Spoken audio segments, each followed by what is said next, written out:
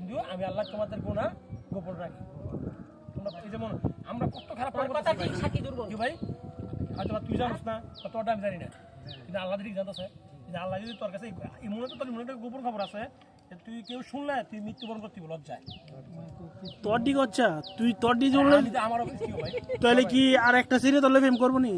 আমি কি বলছি তো মাইয়া বিষয় না, তো পৃথিবীতে খারাপ কাজ মাইয়া বিষয় দিয়ে না, পৃথিবীতে অনেক অগণিত খারাপ কাজ আছে, যে খারাপ কাজগুলা হ্যাঁ মানুষকে মৃত্যুর কোলে ঢেলে দেয়।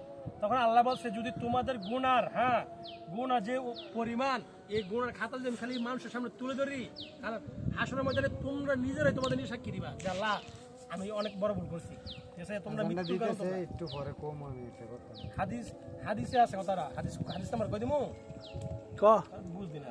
কচ্ছা ইংলিশ আই বুখারী আচ্ছা। আছে, সহিহ হাদিস আছে, তিরমিজি আছে, আবু দাউদ আছে, মেশকাত শরীফ আছে, সব হাদিসে এই কথাগুলো আছে। হাদিসের মধ্যে এক সেরি তুইয়া সেরি সেরি সেরি মানে কমো ভিডিও হইতাছে কইলাম না, মানে কইলে আর তোর মনে হচ্ছে কপালে সেরি জুড়ছ এই তো সেরিনা তো বল জুড়বো।